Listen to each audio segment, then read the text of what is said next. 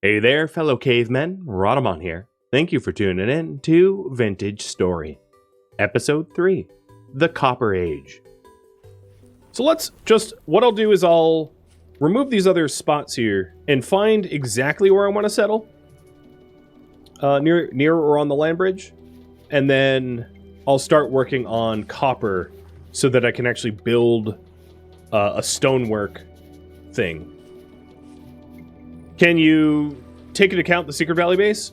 Sure. What base, location, Secret Valley base, or land bridge? I am going to very briefly cheat to make sure that the Secret Valley base is indeed a Secret Valley base. So I'm going to do game mode 2, fly mode on, and actually confirm that it's some sort of Secret Valley.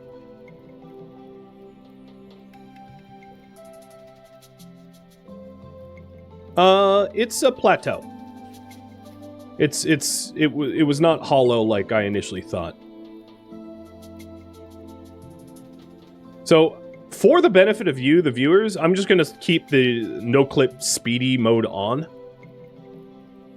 Because scouting out base locations is rather boring. So here is an idea. This is roughly the land bridge area. There's a lot of water. There is reeds. It connects to the gravel fields, the plains, and the forests. So there's a biome variety. And then the Secret Valley base is like I like the stone feature, just like floating stone. There's sort of a flat plateau area up here. Getting up there might be rather annoying. I'd have to make a lot of ladders. But yeah, we could settle up there if you guys want.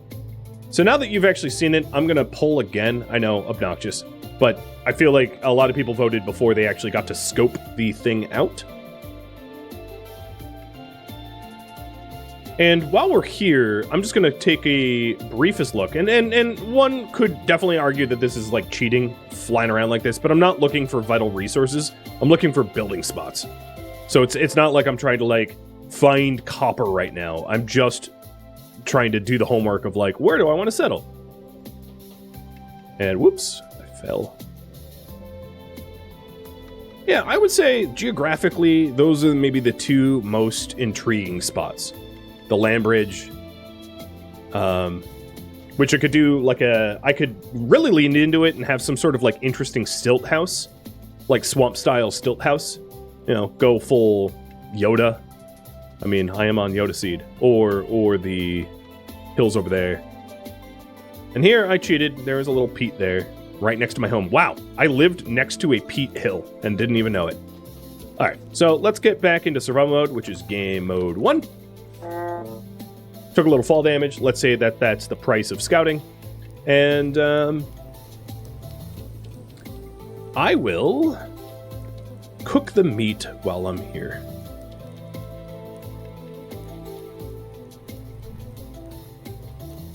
Have a little protein in my diet.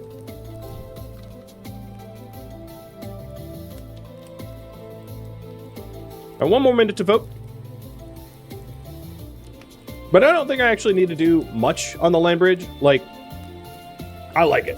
I don't need to, you know, there's not like a specific spot to settle. Just the whole bridge will be cool.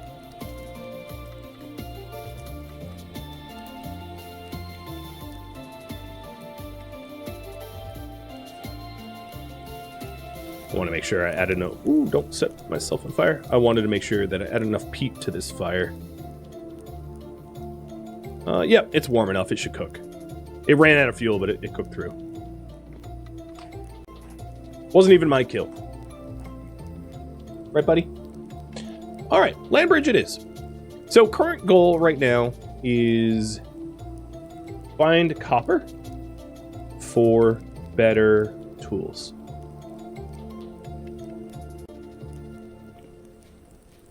Do you passively regenerate health? You do, yes.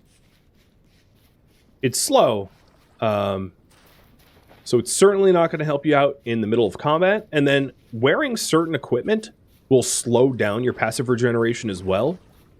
So if you're like really well armored, you will not heal as fast. But you do heal. So I'm not worried about the like 1 bar of missing health. It will fill up. And in my, if you hit C as in Charlie, you can see I'm 16.9 out of 17.9, and my healing effectiveness and is 100%.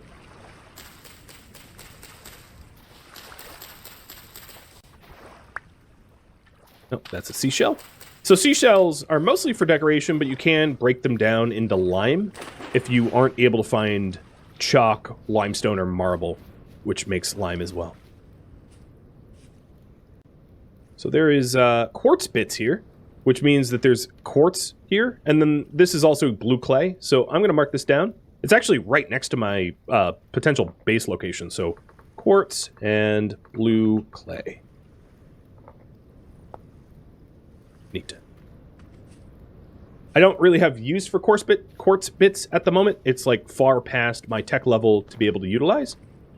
So now, my hunt is for copper nuggets, so that I can make my first copper tools. Unless I get super lucky and I find copper tools like in a ruin like this, which I don't see a vessel. So I'm going to guess with... I'm not going to do the digging. I know I could dig it out a little bit, but that's besides the fact. Alright. So the copper nuggets are going to be green-brown color. You know, copper color. And anytime I find them, I'm also going to want to mark down where I found them, as copper on the surface indicates copper underneath, usually at a depth of like 1 to 10 or so. And there's different ways to find to prospect for it, and I'll demonstrate that once I have a prospecting pick. What tree is that? I'm getting distracted.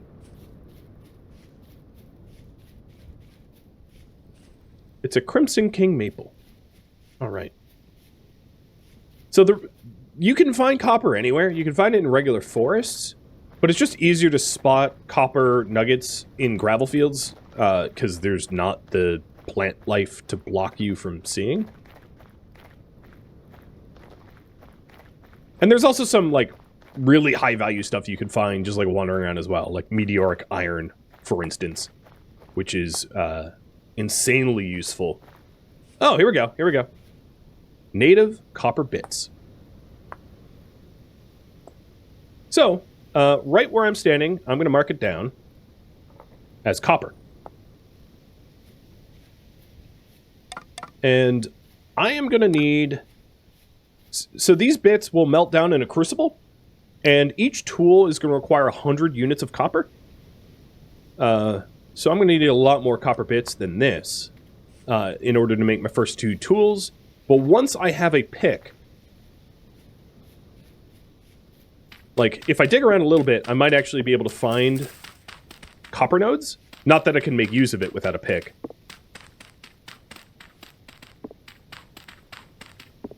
But there's probably, right where the copper was, there's probably mineable copper around, or there's definitely mineable copper around here. I just don't know exactly where.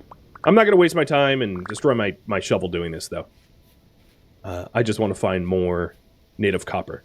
And I'm going to want like 40 of it in order to make a pick and a hammer. That's like the bare minimum for fully entering the Copper Age, I think. Unless, of course, you can just find tools. I mean, there is the chance of happening upon copper tools from ruins. It's happened to me a few times. Not super common. I wouldn't rely on it. It is possible. Does syrup exist in this game? I don't know. Let's see. Nope.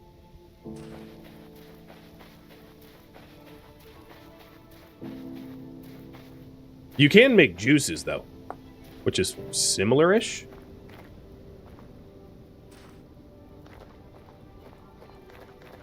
And what I'm trying to do here is, like, search the perimeter of this gravel field and then work my way inwards. Also picking up any loose flint that I see, because I'm still pretty heavily reliant on flint tools. I'm not entering the Copper Age, so I might as well just have as much flint as I can get my hands on.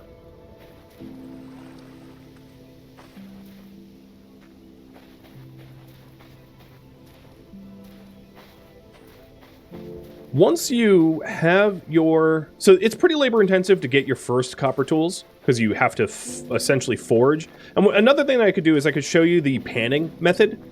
So there's two methods to try to find your initial copper. You can either find the native copper bits on the surface, or alternatively you can pan for it. Now, because I have this giant gravel field near me, I might as well just, like, fully exhaust the gravel field. That makes just logical sense, just to be able to pick it up from the ground. But I will, I'll demonstrate panning as well, just to be able to show it. But this is a pretty big gravel field, so I would have a really hard time believing there was only one little nugget pile of copper. Oh yeah, here's some more. 1, 2... So I would say the epicenter is here. Done. So now we're up to 14 nuggets of copper.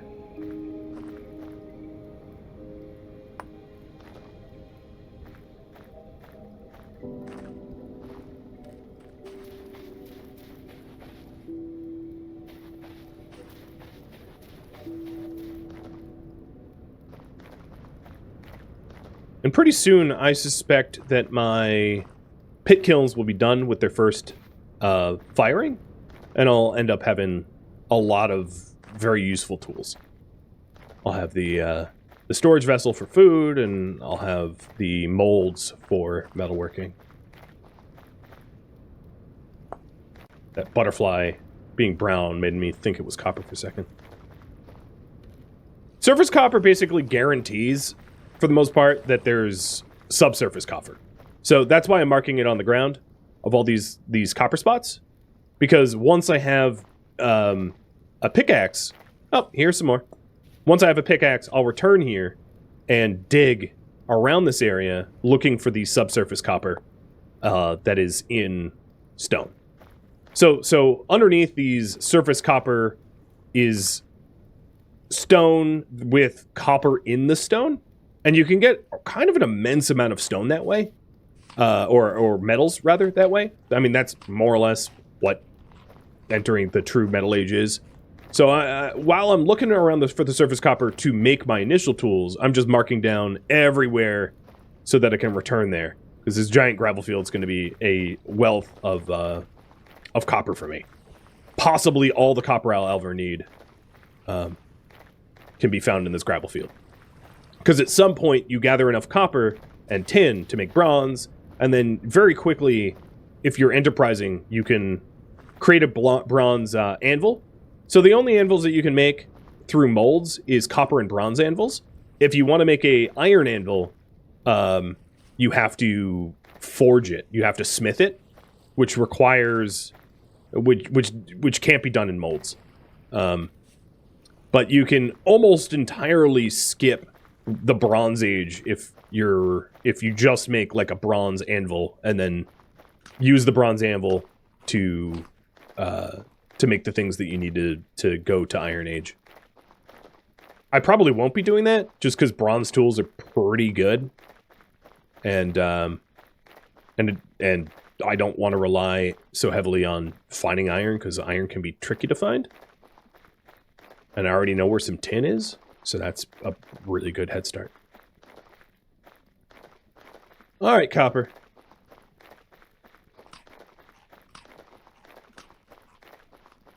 This gravel field might be tapped.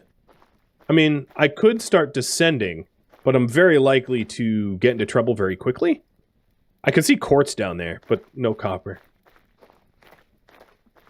So I'll do one more pass here where, like, I'm just trying to be eagle-eyed, looking out for all the native copper bits as possible. And yes, there is a bottom level. you do eventually get to the bottom. Oh, what is this? Bony soil. Oh, and an ore vessel. Oh, nice. I got brown coal.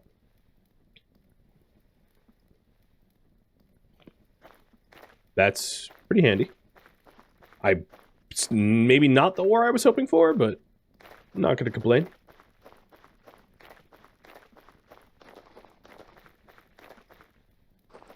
So in your server settings, you can set how deep your worlds are. By default, it is 256 height. So you start at roughly 0. So like right now, you know, your sea level will be 0, and you can go up and down half, 128. And you get down to 128, and it's like bedrock. But it also depends on server settings. Server settings can allow you to go way more up and down than that if you want. It will make loading chunks a bit chunkier because there's a lot more data if you have a huge horizontal level. So it might not be good for computer performance, but you know, your mileage may vary. Ah, here's some more. 1, 2, 3. I'm finding it really near the edges of the of this gravel field, which is odd. Is there more than that? Yep, here's some more. I'm up to 27, which is pretty good. Pretty good for an afternoon of wandering around a gravel field.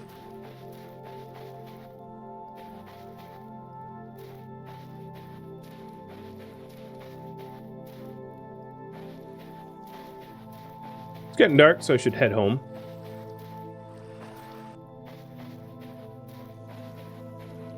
Pretty soon.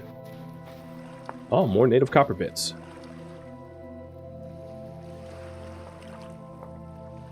Yeah, this is a lot of good leads. If there was one bit here, it's weird that there aren't more bits. Maybe in the water? Nope.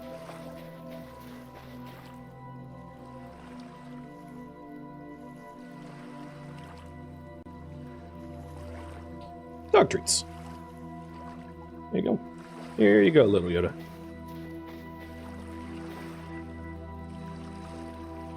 Huh. It's weird to just get like one little nugget here. There's no other nuggets nearby. I'm gonna say maybe copper. I'm not certain that there's more copper down there.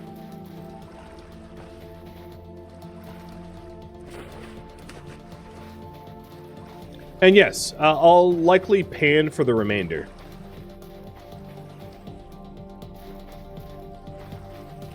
I did mention that I wanted to demonstrate panning as well as finding it on the ground.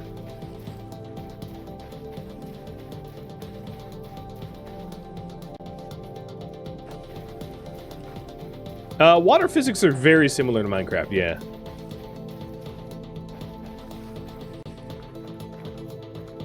I don't fully know the rule set, but like it behaves very Minecraft-esque, I'll put it that way. Alright, before I fully lose daylight, I'm going to do one last pass. And then whatever copper I require for my initial tools, I will obtain through panning.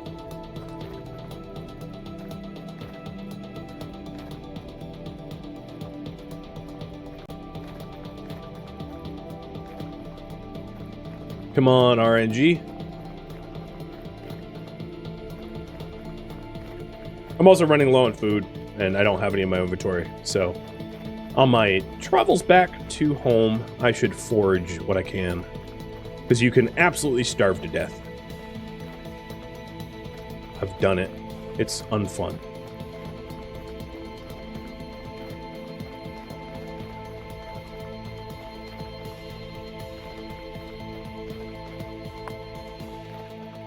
Oh, there's another temporal portal. So I'll show you very briefly. I'm not going to hang out near it too long, but these things are monster spawners. And see the little cyan gear as I approach it? It will start spinning. That is a sanity mechanic. Being too close to those for too long drives you insane and and makes you hallucinate and will spawn a lot of stuff around you. Not so good when you're like naked like me to do.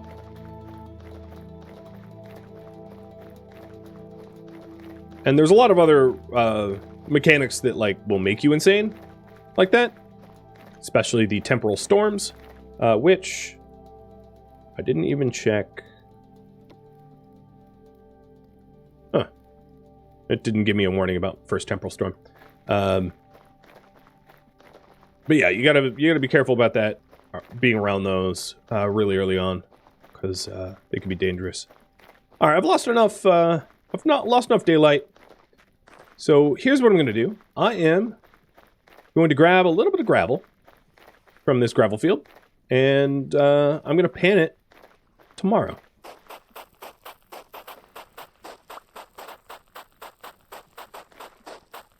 Can you close portals? No.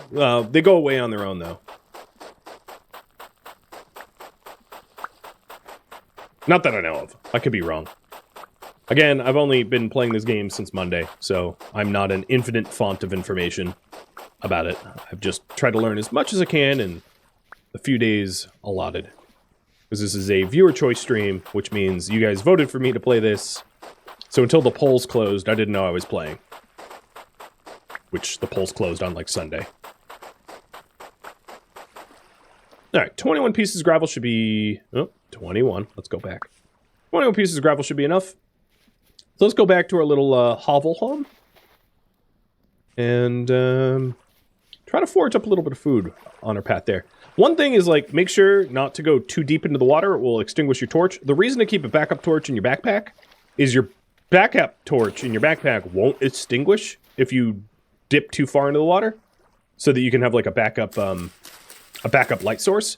But if I put away my light source right now, I mean, it's not fully nighttime, but like if it was fully nighttime, oh man, yeah, just forget trying to navigate.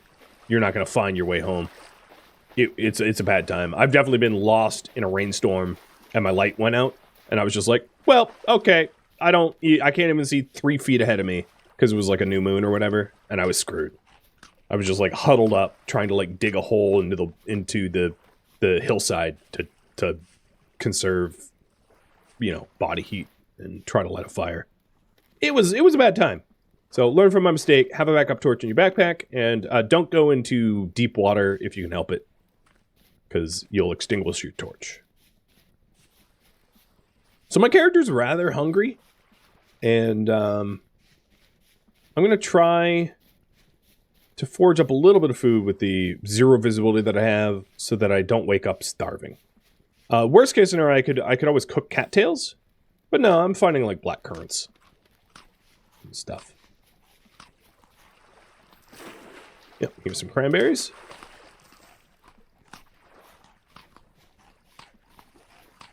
More cranberries, good. That'll be enough for tomorrow as well. All right, let's go back home, go to sleep. We'll be panning for copper tomorrow.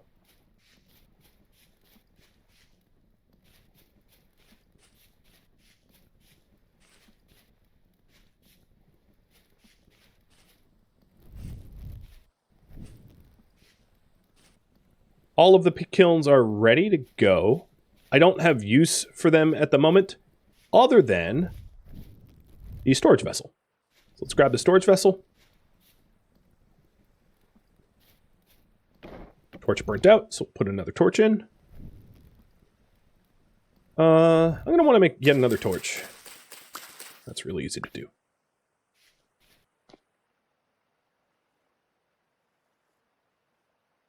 It's one of those, like, yeah, don't run yourself out of torches.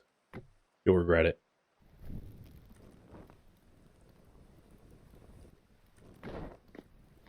And the light level will prevent monsters from spawning around me, which is kind of useful. So, stick the storage vessel down. I'll put it... Actually, I'll put it where the mold is. And I guess I am going to start firing that mold now, just to get it out of the way. Because all I really need to start that kiln fire is like a few hay. I already have the sticks.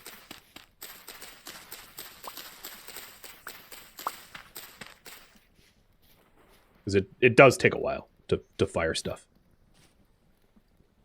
The other stuff I can leave there because I don't have clay to, or I don't have unfired things.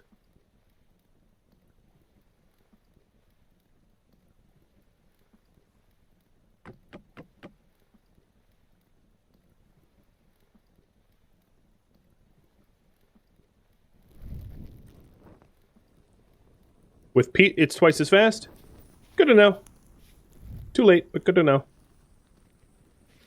I'm not in any hurry. There's no way I'm going to get the 900 required. So here, you can see that the storage vessel slows down spoiling by down to 35% for vegetables, 23% for grains, and 47% for other. And this isn't even a cellar. So like in here, these cranberries are good for 8.5 days. In my inventory, they're good for 4 days. So it like almost doubles the keep speed or keep time.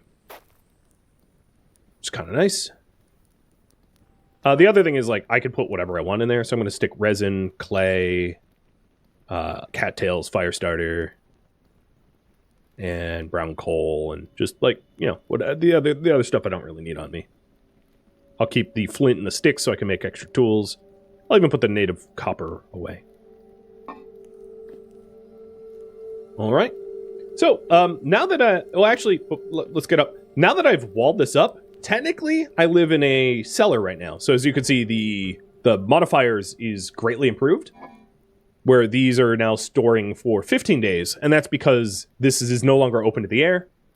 Cellars are areas that are smaller than 5 by 5 by 5 and don't have that are enclosed and don't have a lot of natural light, which I have none. So this storage vessel's keeping my cranberries for a very long time. Just figured I'd mention that.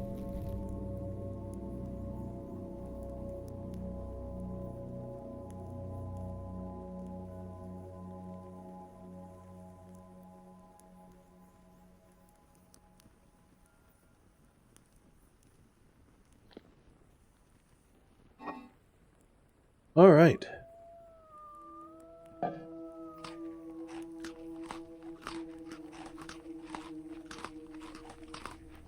Eating those cranberries. They didn't need to keep very long because I munched them. Current priority is to pan for the copper I need.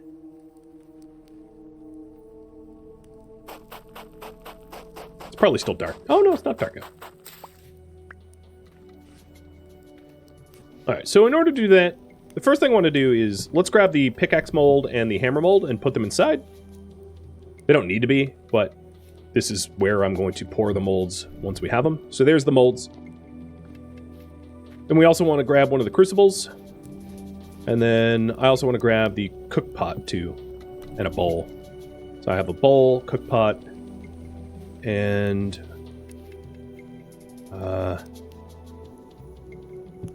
crucible. So I can stick the crucible on the fire here, and it opens up slots for me to add ores. So if I go into my storage vessel, grab the copper, and stick the copper into the crucible, as you can see, it will create 145 units of copper. I need 200 units of copper. Each tool requires 100 units, and there's no point in having one of these tools and not the other, for the most part, because a pickaxe allows you to mine nuggets of copper that are stuck in stone, and the hammer allows you to knock away the stone to free the nugget. So you kind of need both. So what I need to do is I have 29 of the 40 required. I need a pan for the remainder. So what I'm going to do, I don't remember the exact pattern for this. Wooden pan. Wooden pan is a knife and a log. Easy for me to do.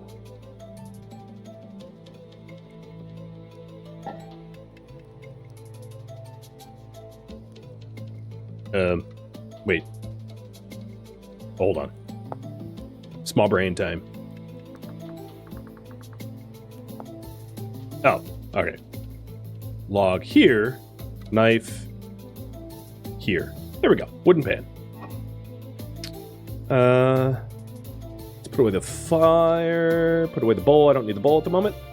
Okay, we are good to go for panning. I'll even put away the cook pot. I don't need that on me.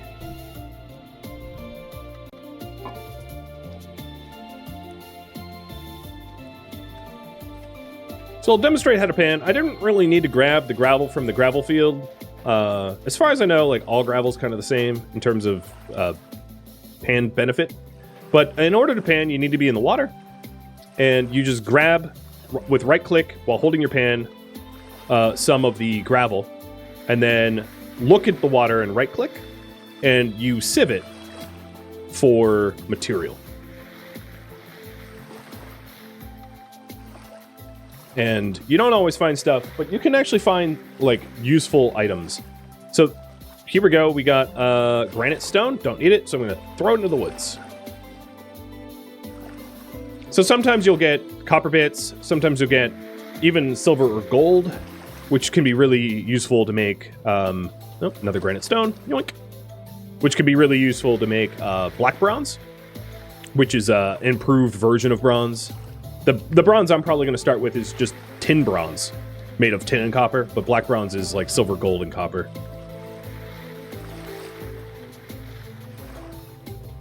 Oh, there we go. There's a nugget. So we're up to 30, and I need 40. This is rather, like, sort of time-intensive, but once you have your copper tools, you're probably not ever going to need to pan again. That last one I got, oh, so here's some clear quartz. Cool. Clear quartz smelts into glass. In a bloomery. I got more flint. The reason why sometimes you don't see me getting stuff is I'm getting flint and it's going straight into my baskets. My holding baskets.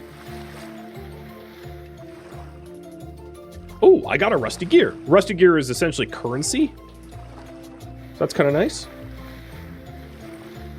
And the bony soil that I didn't dig up, yeah, would have a lot of goodies. Where I got the brown coal. So I can go back for that at some point.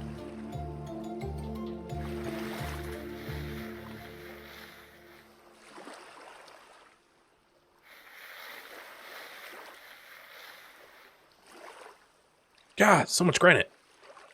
I'll do a few more stacks of this, but like at some point, it might be worth me searching another gravel field or something, because this is rather time intensive, and I don't want to bore you all to death.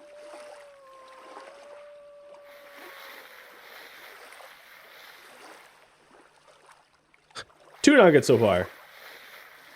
If you're really in a pinch, this way works. It just takes a while. I keep getting flint over and over and over.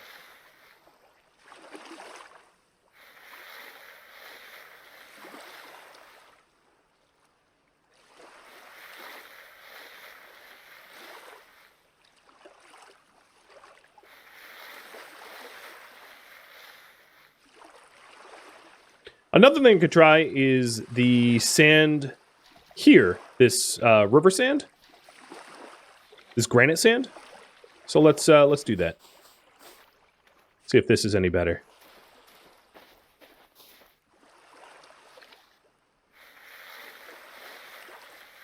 How many hours have I played in my test runs? Like 20-ish.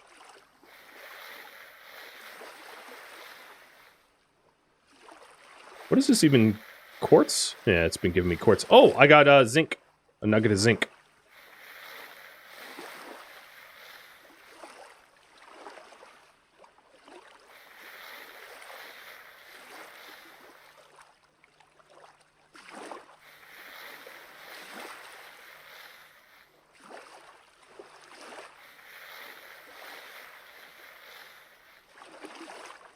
And more granite stone. All right, this is the last one I'm willing to put up with. This method is not really panning out. Sorry. Not sorry.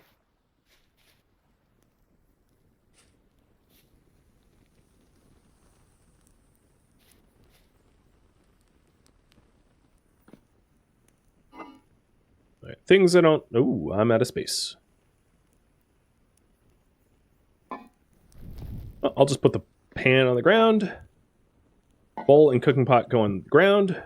That saves space, because loose items you don't always want to just, like, dump on the ground.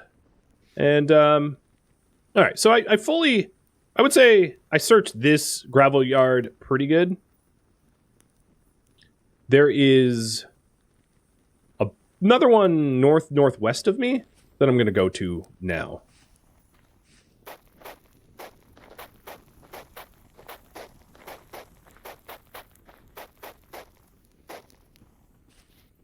So, here we go. I'm going to make this white and go head here.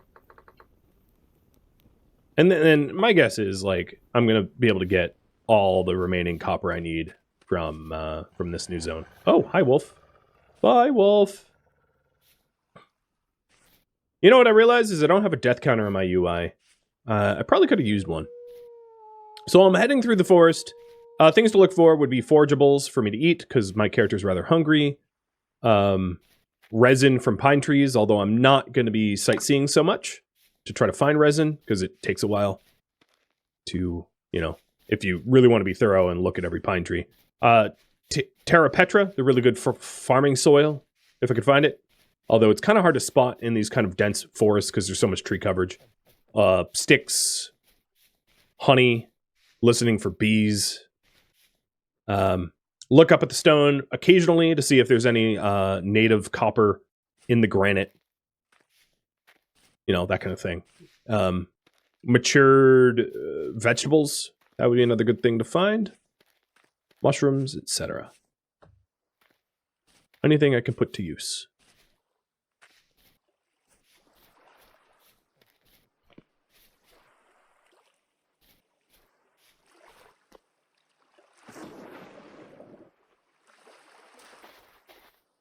Oh, I will eat that happily. Some chanterelles.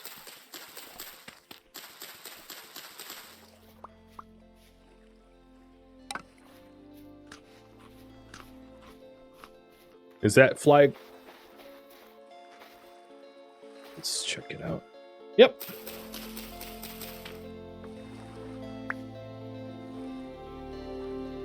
So these hurt you? So I don't want it. Yoink.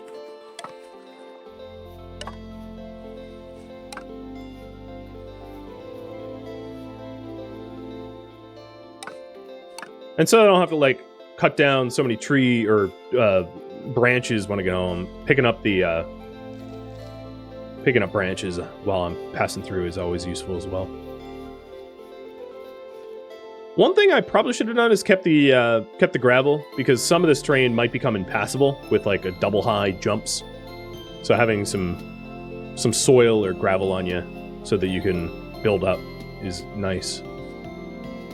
I think you can see why I didn't want to, like, settle necessarily in the forest here.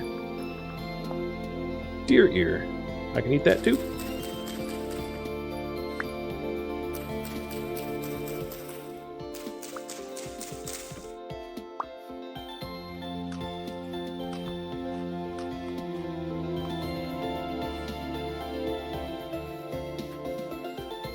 Oh man.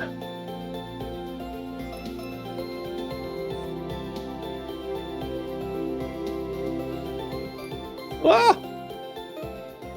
Sad tuba noises. I went with tuba, right?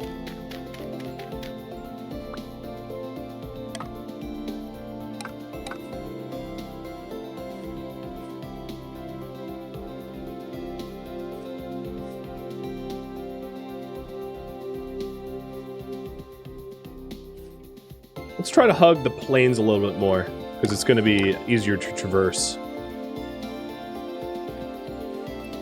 This terrain is rough.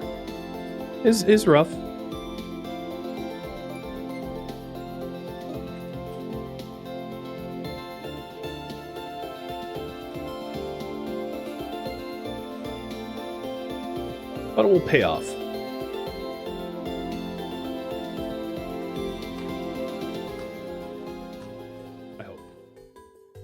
Thank you for tuning in to Vintage Story, which originally streamed live on Twitch November 2nd. If you have any feedback or questions for me, let me know in the comments below. But please keep in mind that I'm relatively new to the game, and I'm playing at my own pace and don't really need endgame spoilers. If you would like to catch a live stream of mine, Rhadamant.com has my stream schedule and countdown timers to upcoming streams. If you would like to join my online gaming community on Discord, Rhadamant.com also has a link to Discord, as does the description of this video. Thank you so very much for watching, and a special thank you to my Patreon patrons, Twitch subscribers, and viewers like you that support the channel and made it all the way to the credits. Thank you so very much. I hope to catch you in next episode or an upcoming stream. Farewell, my fellow Seraphs.